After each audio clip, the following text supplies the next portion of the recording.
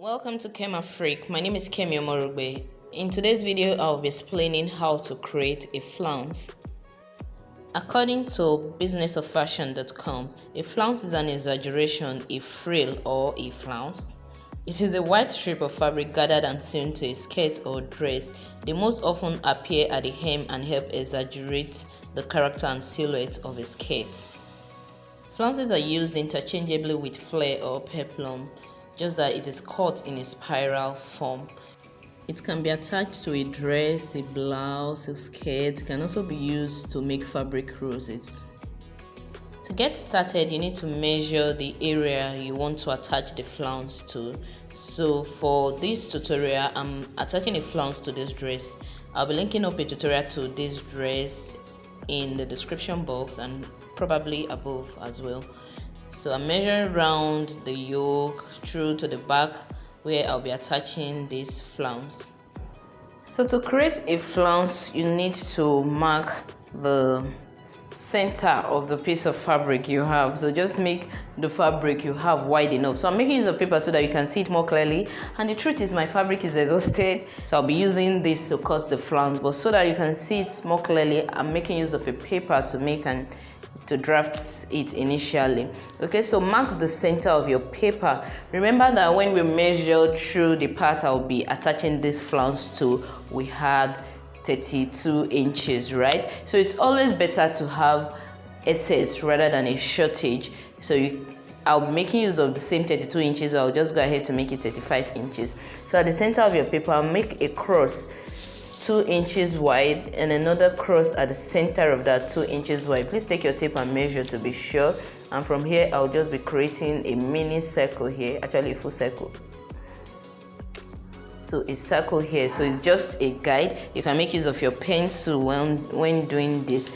So from one of the lines here, I'll be marking 1.5 inches. And to the other part of the quadrant, I'll just mark a line towards the 1.5 inches I took. So I'm going for an initial length of 3 inches. You have to consider the sewing allowance. So I'll move on to the next quadrant and mark the 3 inches and then connect it. Actually, I eyeball this a lot. Like, I don't bother using my curve when I'm making a flounce. I just keep making dotted lines.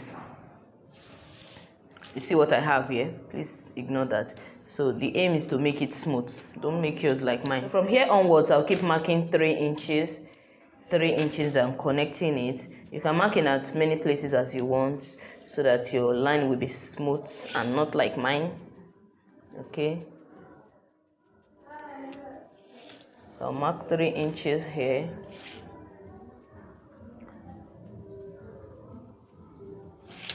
I'll just keep marking 3 inches since that's what we want.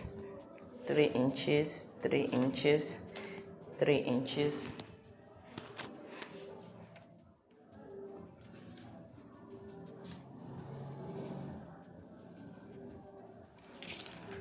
So, and then we'll keep connecting. So most time when I'm doing this, I do it directly on my fabric. But if you don't want to waste fabric, because sometimes you're not sure the width of fabric that will be sufficient to create this, you can make it first on paper, then transfer it to your fabric.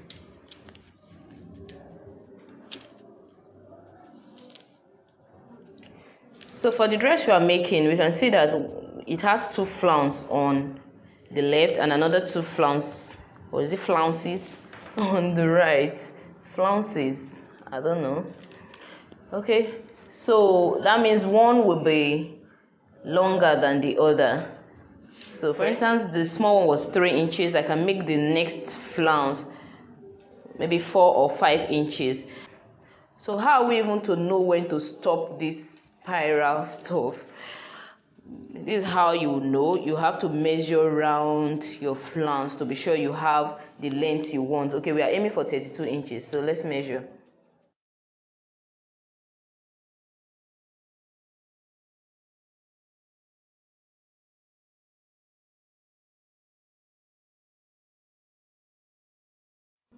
Okay, so we have 32 inches here. So I know when I get here, I have the width of flounce I need. We have 32 inches here, so I don't need this part of the flounce. So I'll just go ahead now and we'll cut out this.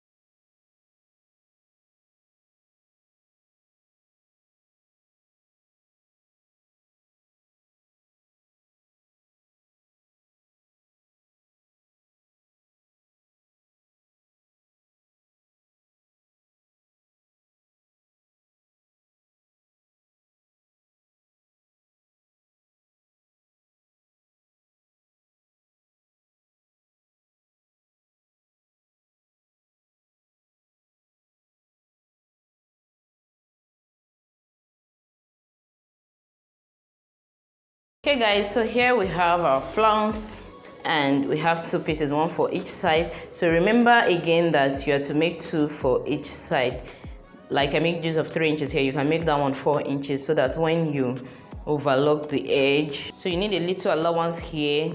You're going to overlock this side and then you go ahead and overlock this side so that the two edge, both the top and the base of the flounce will be clean, because we're not going to be turning this with lining or anything. We're just going to be top stitching it on the dress. Okay, so now let's go back to the dress form.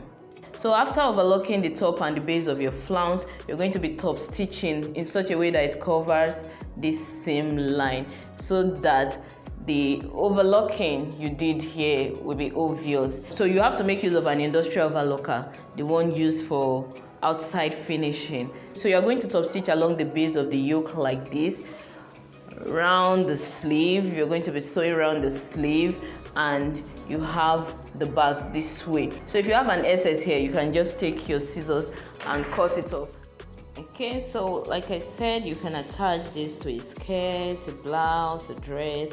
We actually made these dresses in so many colors. Which is your favorite? Let me know which of the colors you love the most.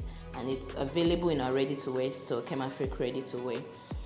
Thank you. I'll be putting up a link to that in the description box. Thank you for watching. Please check out the other videos I have up on the channel and subscribe to this channel. Drop a comment, drop a like, a thumbs up. So I'll be seeing you in the next video. Bye bye.